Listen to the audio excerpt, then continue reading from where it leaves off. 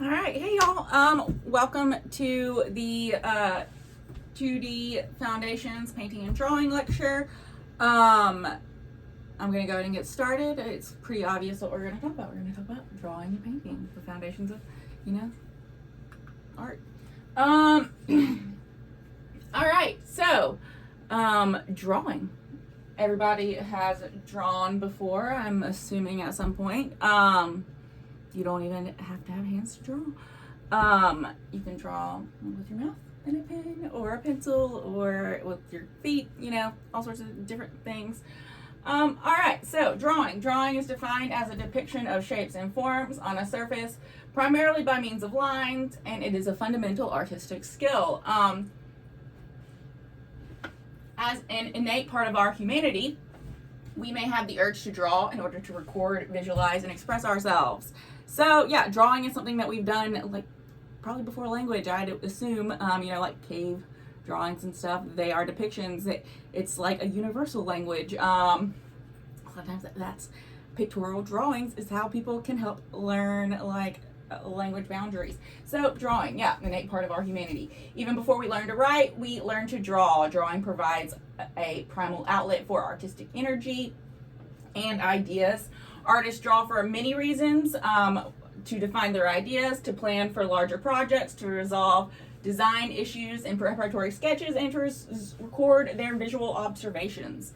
So this drawing right here that I have is by Paul McCarthy, and it is called Penis Hat. And Paul McCarthy is like a American like contemporary artist, and he's like a little out there. I definitely would say he makes art that often makes people feel uncomfortable. This is called Penis Hat.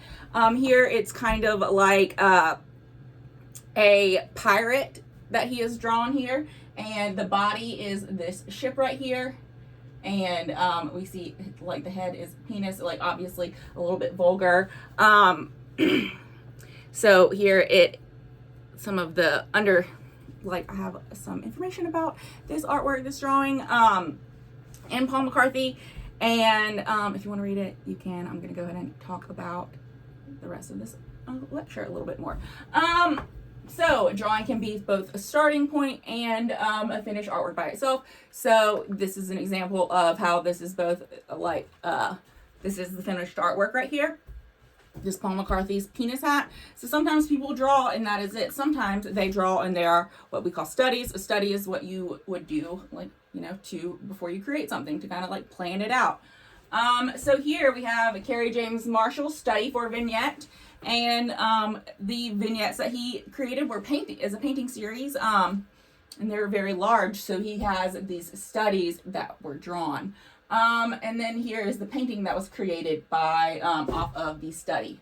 So you can kind of see how one is. So here, this is like both the object itself, and this is actually like the MoMA has like posters of it. So like the study is both its own artwork, but also he created that study in with the intention of painting something else. Most artists, like especially painters, often will create studies, especially if it's like a more detailed piece, because like then they help plan it out, and especially if they aren't like painting directly from like a photograph. All right, so the materials of drawing. So dry media. So there's dry media and there's wet media. So we're gonna start with dry media. So pencil. A pencil is dry media. It's probably the one that y'all are the most familiar with. Everybody's been using a pencil forever. So a pencil is a deposit of solid graphite that was discovered in the mid-1500s and gave rise to the manufacture of the basic pencil we know today. I don't know why the spacing is off in here. It is very much bothering me. It is what it is. Pencils have different degrees of hardness. The B or black graphite pencils are softer and darker. The H or hard graphite pencils create a relatively light mark. So, there's number 2 pencils that are, what everybody uses like for tests and for schools and stuff. But like artistic pencils, there's like a range of them, and they have a hardness scale that goes from 9H to 7B. And also like if you press down harder and you go over, it will create like a darker color, but this is the hardness of the natural shade of that graphite in these pencils. So this is the scale of pencils. So another version of dry media is color pencil. So this is obviously, you know, regular pencil. That's graphite, dark, you know, not quite black color, grayish. And then we have color pencils that can be obviously a bunch of different colors. So dry media, color pencils. Oh, I forgot to say. So this is Shazana Sikander's Embrace, and she does a lot of drawings, like pencil drawings and, you know, watercolors and different things like that. And she is an Indo-Persian artist, and she does like a lot of like kind of smaller scale stuff, but they're very detailed and a lot of like, you know, skilled handwork. So, think about if someone has her, she has a lot of skilled handwork. So anyways, so colored pencil. Colored pencil is manufactured much like the traditional graphite, but the mixture that makes the lead has a higher amount of wax and pigment in it. So rather than have it just like lead graphite in it, it's like, you know, like a lead graphite mixed with a wax pigment. You know, kind of like a wax pigment that would be similar to me like a crayon, but like obviously not, it's colored pencil. Colored pencils are used just like graphite pencils, although their marks may be harder to erase or alter. So yeah, a lot of colored pencils, they don't really erase because of the wax, and they can't really be altered. So whereas the graphite can't be erased with an eraser, and there are like different types of erasers too, but we're not going to get into that. Because if you care enough, like take the drawing class. But if you, yeah, it's actually a fun class to take if you're interested in drawing. All right, so yeah, it's harder to erase and alter because of the wax. I'm sure that y'all have probably figured this out in using colored pencils in your, you know, K through 12 journey. But yeah, so here is a self-portrait with River, the doggy. And this is by the artist Devin Shimomaya.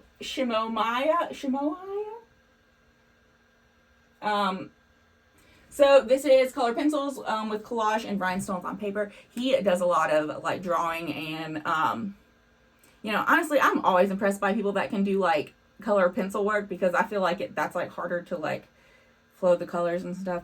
People that like are very skilled at that, you know, very, very skilled artists. But Devin Shimaya is a visual artist whose work explores depictions of Black queer male identity. He does like not just pencils and color pencils and stuff like that, but he also does like painting and collage and a bunch of different stuff. He does a lot of mixed media in his work, and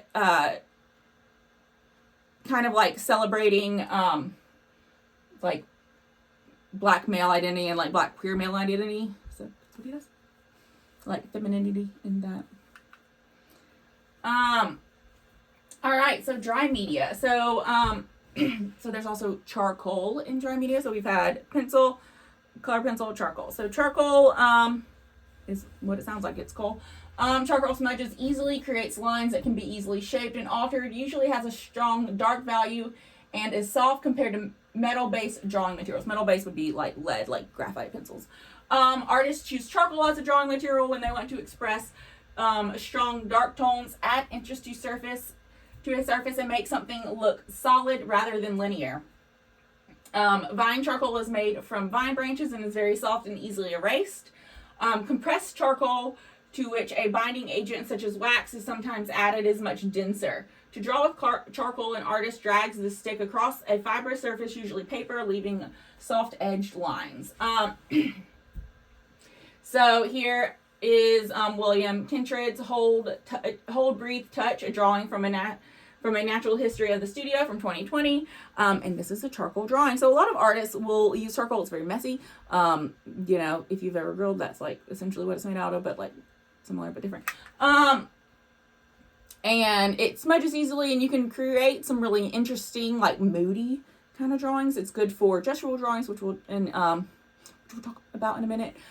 Because it has like those smooth characteristics, and you can like blend and like shade the colors. But obviously this would be a monochromatic, which means one color, one tone, I guess. One color, one hue, different tones. Yes, sorry. So yes, William Kentridge. And he is from South Africa, Johannesburg. Works in a bunch of different mediums, and yeah, this is yeah,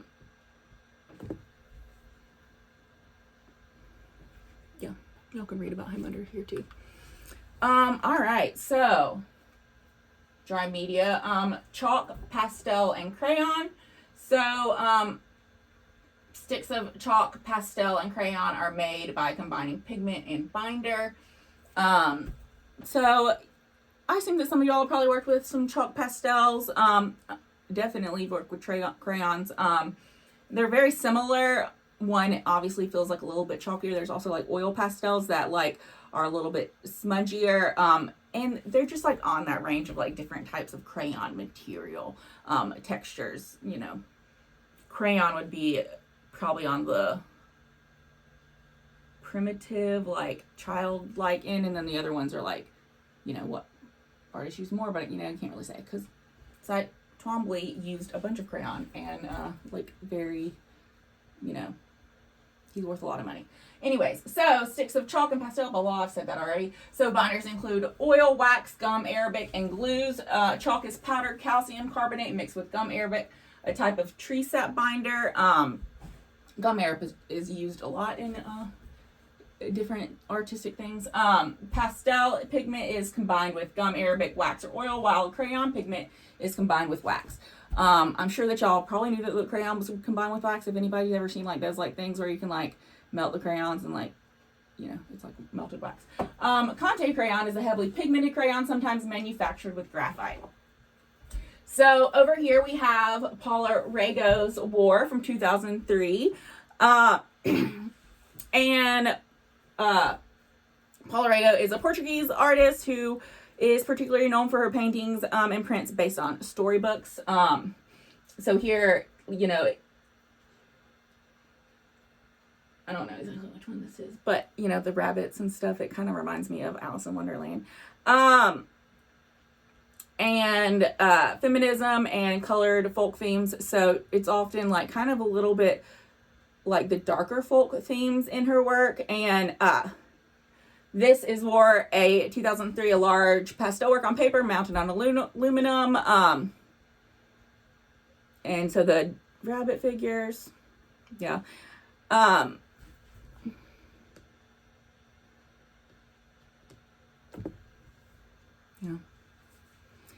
This is just like her style. You can tell that this is one of the things that I like about like the pastel and you know, why I like to use pastel is because like you can blend it without and create like a thick texture, like a very textural like and like depth of color, and like also control it easily, and it's dry, so unlike paint that is like gonna bleed or something.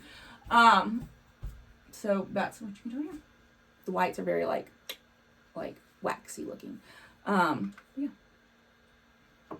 All right, so wet media. So also whenever you're drawing, you can draw with wet media. The wet media used in drawings are applied with brushes or pens. Wet media, wet or dry media harden as the liquid evaporates. So this would include pens, markers, you know, brush on ink. And here is Toyin Odetula. Rather than look back, she chose to look at you. And this is ballpoint pen, marker, and pencil on paper. And she is known for her kind of like pictures of black people and like the interesting kind of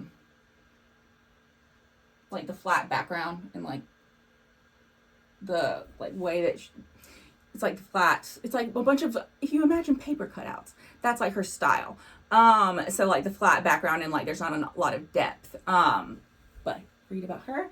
And yeah, wet media of drawing. All right, so also ink. Ink is a favorite of artists because of its permanence, precision, and a strong dark color. Carbon ink made by mixing soot with water and gum has been used in China and India since around 2500 BCE. A contemporary version of carbon ink called India or Indian ink is a favorite of comic book artists. So maybe y'all, if anybody's into comic books, y'all probably heard of Indian ink then. It's like very thick and black, and it's you know, like brushes on like really nicely. So most European ink drawings from the Renaissance to the present day are made with iron gall ink. Gall ink is entirely light fast, however, and tends to lighten to brown after many years. So that's why, like, if you look at a lot of like the older drawings, and whenever you were in a museum in general, like, works on paper can only stay out for like 3 months at a time, whether it be like a drawing, a painting on paper. It's because like the light on there, like, and like with the ink, it will degrade over time. It turns brown. So it's for conservation reasons. So yeah, like drawings on paper and of like wet and dry media. So yeah, if you see like old drawings, like the Leonardo da Vinci drawings, like of the Vitruvian Man, like they kind of got turned brown over time. So it's like the aging of that ink. And that's what it means by like light fast, because that's why like works on paper have to be preserved and like kept in the dark for most of the time. So because they will fade completely. Other types of fluid media include bistre, which is derived from wood, soot, and usually a yellow-brown color. Sepia, a brown medium that is derived from secretions of cuttlefish. Ooh. All right, so over here, this is a drawing by George Condo. It is Batman and Playboy Bunny, and it is just like, you know, your standard ink drawing from 2005. So George Condo often draws like kind of like caricature type people, and kind of interesting abstract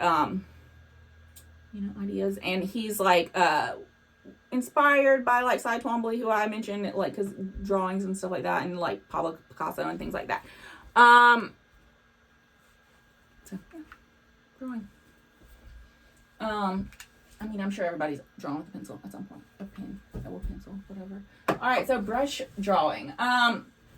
So brush drawing is, whenever a lot of people think of like brush ink drawing, they think of like probably like, you know, the maybe like the Chinese scrolls, or like, you know, the Japanese brushed ink drawing, where you like dip the ink in like with a little brush, you know. So ancient Chinese use brush and ink for both writing and drawing. These brushes are made with bamboo shaft and either ox, goat, or horse or wolf hair. Traditionally, Asian artists use a stick of solid ink that they hold upright and grind on a special ink stone with a small amount of water.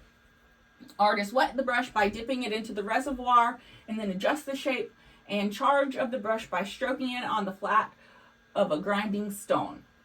So like to have like, you know, if you ever if anybody's into calligraphy, you have like the different shapes of the pen tips that create different shapes, so they would kind of like move that around to create different shapes. And over here, this is by Oh Chai Ho Barents from 2016, and this is ink on paper. And this artist is very inspired by like the natural forms of the earth and like the natural beauty of the earth. So they create this with like, you know, the true, and also they like to work in the traditional like medium of China. And yeah, so this is a brush drawing, and Chinese ink specifically demanding, and it requires one to be attentive and confident. Oh yeah, so here, the reason why he chooses Chinese ink is because it requires him to be attentive and confident, sincere, for every brush stroke is irreversible, and every brush touch allows no room for correction. This medium hence captures everything about the artist, his state of mind, personality, and style. O's paintings is a stunning play on tonality. So yeah, it really is a stunning play on tonality. Y'all should go look at some of his other works, because the fact that like he's able to create this amount of depth, like with ink, and you know, it looks both abstract and like a real mountain form. Pretty cool, I think. All right, so the drawing process. So the drawing process, that's what a lot of people refer to like as live drawing. So live drawing is a practice of drawing from a live model. Fun fact, like back in France, like, you know, early schools, like early academies of art, like they only obviously were for men. And so, because they had nude live male models in there. And so anyways, there's this artist. Why did I just forget her name? Because I show this painting all the time. At the museum, and she was like the first one to ever become a female like painter. And she got special permission from the French government to wear pants to go to like and to join in this only male life drawing classes, also because she had to wear pants because they also like would go and draw like horses at like horse stables, and women weren't even allowed to wear pants. So fun fact. But anyways, I'll go back to life drawing now. So we associate this process with nude models, but life drawing, it can also involve animals, plants, and architecture. So life drawing is one of the core skills that art students learn. We do have life drawing classes here. Two types of introductory drawing methods are popular in the technique of life drawing, and that is gesture and contour drawing. Gesture and contour drawing aim to capture the essence of the subject. All right, so first, gesture drawing. So gesture drawing aims to identify and react to the main visual expressive characteristics of a form. Since artists often confront changing subjects and situations, capturing the energy of the moment is essential goal of gesture drawing. All right, so right here, this is Ai Weiwei. This is a gesture drawing. So a gesture drawing is like anything that's like in the act of movement. So if you were in a life drawing class and like someone was like this, like you would, or like this, you would draw them like that. Because they're making a gesture. And a gesture drawing can also be like whenever you have like really gestural brushstrokes. Some people relate this to like more of the abstract expressionist movement where it's, but that's like more of a gestural painting than a gestural drawing. So yeah, gestural drawings. All right, and then contour drawings. So contour drawings aims to register the essential qualities of three-dimensional form by rendering an outline or contour of the object. An artist uses contour drawings to sharpen hand-eye coordination and gain an intimate understanding of form, increase his or her sensitivity to essential detail. So here, this is someone doing a contour drawing. So there are different types of contour drawing. There's like straight up like blind contour drawing where you will not look at your paper and you just look at like what you're drawing and then you draw. Or you like close your eyes and you just try to draw something from your memory. So it is just trying to like understand like, and you don't pick up your pencil in contour drawing. So hence why like this starts like that. So it's about learning lines. It's good for hand-eye coordination if you're trying to increase your own personal artistic skill. I would recommend like just start like working on some contour drawing and like contour, like draw like whatever you see, or like go somewhere fun outside and just like draw. But yeah, things to do. All right, so painting. Artists have painted surfaces of many kinds for tens of thousands of years. Paint in its most basic form is composed of pigments suspended in a liquid binder that dries after it has been applied. Pigments have been extracted from minerals, soils, vegetable matter, and animal byproducts. Binders are traditionally beeswax, egg yolk, vegetable oils, gums, and water. In modern times, art supply manufacturers have even developed such complex chemicals substances as polymers. Yeah, I mean, at this point, I don't even know what like a lot of the paints are made out of, because I'm not a scientist. But you know, at least we live in a time where we don't have to make all of our stuff like they used to. But we'll go on about that in a minute. Over here, so this is Amir H. Fala. This is his painting from birth. It is acrylic and collage on campus. A collage is like, you know, where you paste things on top with other materials and stuff. So Amir Fala is a Iranian-born American painter and publisher, sculpture, installation artist. And he produces deeply personal figurative work steeped in childhood memories, formative experiences, and cultural legacies. He describes his range of subjects, including punk rock, falling in love, similarly between cacti and love, kisses, Persian miniature paintings, psychedelic imagery, and skid row tints. So, you know, he's kind of all over the place, and I think I really like Amir Fallah's work because it does play both on that, you know, being Iranian, he has like some of that Iranian like culture in there, but he also, it's like the globalization of that culture and probably like his own American like upbringing, or American like, not upbringing, like living, I don't know when he moved here, but here, you know, this is called From Birth, and here there is like an R2D2. It's harder to see this on this, if I'm gonna be honest, and then like a picture in between the legs, and then a pot over here, a cat, and there's a lot of like different meanings behind all of his works, and obviously he doesn't explain everything because he wants you to do that. So that's what a lot of artists do these days, for you to form your own interpretation. But I really like his style and his work. I find it really interesting, and you know, never gets boring, I guess, never gets boring. All right, so encaustic. So another type of painting is encaustic. So to use encaustic, an artist must mix pigment with hot wax and then apply the mixture. Artists can apply with paint, brushes, palette knives, or rags, or simply pour it. A stiff-backed support is necessary because encaustic, when cool, is not very flexible and may crack. So this is Douglas Meerens. I don't know if I'm saying his name right. He is an encaustic artist. He actually started like the Encaustic Institute. So he creates these little milk jugs over here, and yeah, he like melts wax and pigment, and then for this, he poured it in layers, like it was like poured and dipped, but at like different times. Yeah, I think it's pretty cool. And yeah, a type of painting, encaustic. All right, so tempera paint. So painters use egg tempera. All right, so there's different types of tempera paint because there's like, right now I guess I would be saying that I'm talking about egg tempera because like little kid tempera is like, you know, that washable tempera paint. But I don't exactly even know what that's made out of. But it's not made out of eggs. So painters who use egg tempera have different ideas about what parts of the egg work best for tempera painting, but artists during the Renaissance preferred the yolk.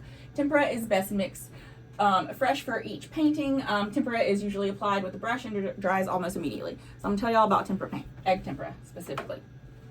All right, so this is how the Renaissance artists do it. This is how I've done it whenever I've done egg tempera paint. So, you know, whenever you crack open an egg, you got your yolk, the yellow part. So the yolk has like a membrane around it, like a membrane sac that kind of keeps it in that little nice little shape. So you have to take that little membrane sac off. And then you need to put the egg yolk in a little bowl. And then you add a little bit of water to it. And then you have crushed up pigment, which or you can have 500 pigment, I guess.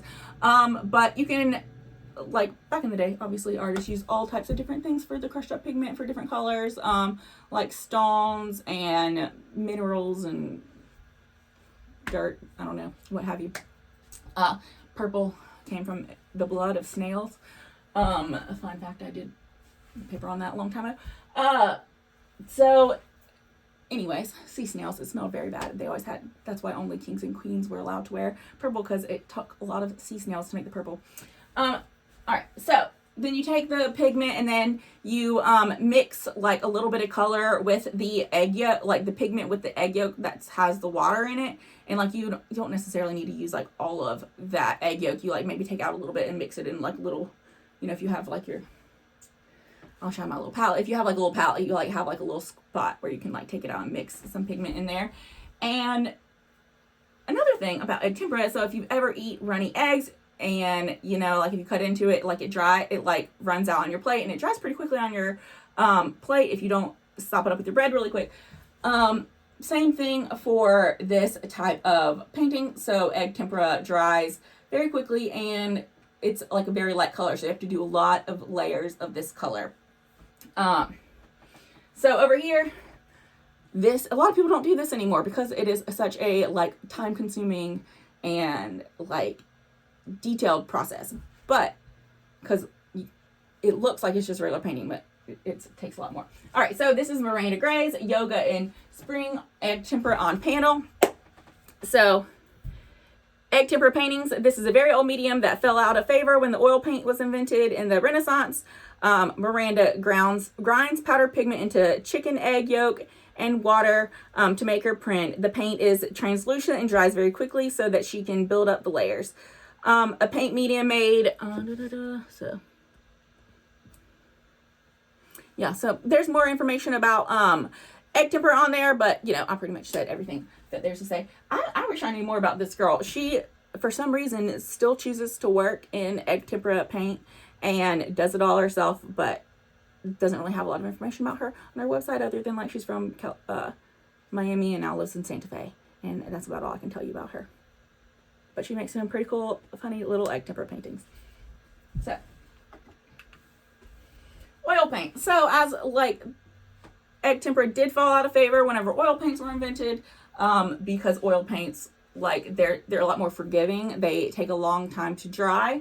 So here, artists used oil paint during the Middle Ages, but have only done so regularly since the 15th century.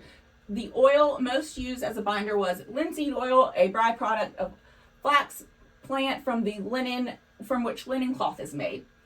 The invention of oil paint, which helped artists achieve astonishing naturalism and luminosity of light effects. Giorgio Vasari, an Italian Renaissance writer and artist, credits the 15th century Flemish painter Jan van Eyck with the invention of oil paint. So, I mean, clearly he didn't really invent it if it was in the Middle Ages, but he, I guess, started more to the popularity of it. So I don't really like to use oil paint, but that's more because I'm like ADHD and I don't like to wait for things to dry. But the reasons why artists like oil paint is because it doesn't dry very quickly, and you can like build layers and like kind of work with colors in a more natural way and create like more lighting effects, and that's where like the chiaroscuro came out in like the Renaissance. So with oil paints, and yeah, but it takes too long to dry, and I always mess it up. I cannot do it. So yeah, so here is Jordan Castile. This is a portrait called Jonathan. Jordan Castile is a Black queer artist, American, born in Denver, Colorado. She does a lot of colossal portraits of people in her community, including like her classmates at Yale University. So she did her MFA at Yale. After she did her MFA at Yale, at some point she was a like artist in residence here at UGA, and yeah, she does a lot to deal with like representation of Black bodies and Black men, and kind of showing like the softness and the humanity of Black people and Black men specifically. So yeah, Jordan Castile. Where's my clip? All right, so acrylic paints are composed of pigments suspended in acrylic polymer resin. These paints have only been used since about 1950. They dry quickly and can be cleaned up with relative ease using water. This is why I like this. I'm very messy and I can't wait for things to dry.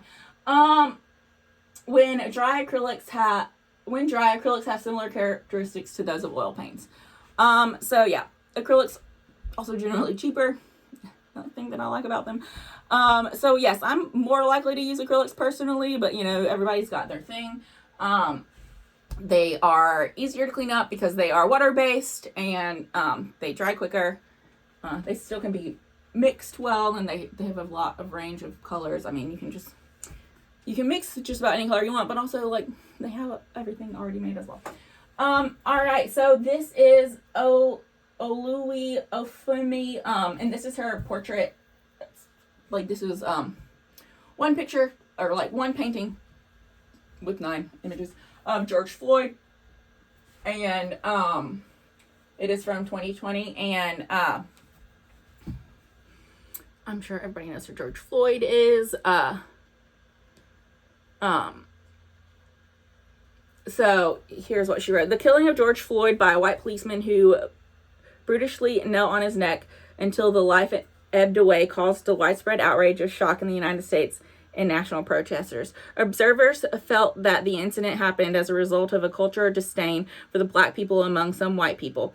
Many white men see the black race as inferior.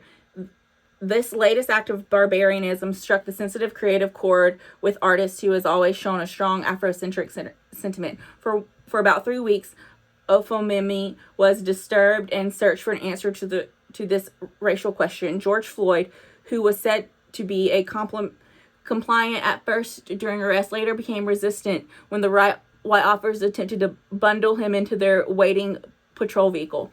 George Floyd uttered 9 historically significant, astonishing sentences in his final moments that inspired a composition creation by Ofemi, which consists of 9 symbolic artworks. His last 9 sentences: I can't move. I'm through. Everything hurts. I can't breathe. Don't kill me. Please, sir. Some water in my face will remain hidden in the inner recesses of the human history as they reveal the organized indifference against the black race. Oluofemi graphically portrayed with George Floyd having a zip across his mouth, representing the freedom of expression, similarly taken away. Sorry, can't say that one word. So in George Floyd's mouth, like from far away, it kind of looks like he has like a grill, but what she actually has done is placed a zipper over his mouth, and written on that zipper is, each picture has the last 9 sentences that he said. So, acrylic painting, that was very powerful. So, watercolor and gouache. So, watercolor and gouache are suspended pigments in water with a sticky binder, usually gum arabic. A watercolor is transparent and additive, often chalk. In gouache makes the paint opaque. So, yeah, watercolor is transparent, gouache is opaque. So, they are similar, it's just one is more transparent, one is more opaque. Usually watercolor and gouache are painted on the paper because the fibers of the paper help to hold the suspended pigments in place. Any white area in a watercolor is simply unpainted paper. White gouache can be used to cover areas of a watercolor that can become too dark because gouache is opaque. All right, so over here we have Claudette Johnson, Standing Figure with African Mask from 2018. So this is a drawing made with, I believe she did pastels and gouache. To create this work, Johnson drew herself using a small mirror on a low chair. She gazes directly down on all of us at an angle that heightens her confident stance. She has said, I'm interested in giving space to black women presence, a presence which has been distorted, hidden, and denied. The masked figures in the background reclaim the unacknowledged inspiration of African art on the Western artists. By referring to the mask as African, Johnson draws attention to art history's failure to record the names or even nationalities of the artists of these influential works. It's very important to point out. So, yes. So, we always talk about African masks, and if you go into, like, the Met or, like, whatever, they have, like, their little African mask, African art section that is, like, it makes you think that African art only has, like, ancient masks and stuff. And people don't also create current art. But, anyway. So, she's kind of calling, how, you know, these artists were so inspired by this, but no one ever recorded, like, where they came from, who, the names of these people, because of the, devaluation of black people and their art forms. And, the assumption that, like, the primitiveness of African art, and the assumption that, like, it still exists as that today. So, she is reclaiming that. Alright, oh, that's in. Alright, so I will upload this, and, well, obviously, if you're watching this, and yeah, I will have the quiz up hopefully by the end of the day today, because I gotta write that. And yeah, let me know if y'all have any questions.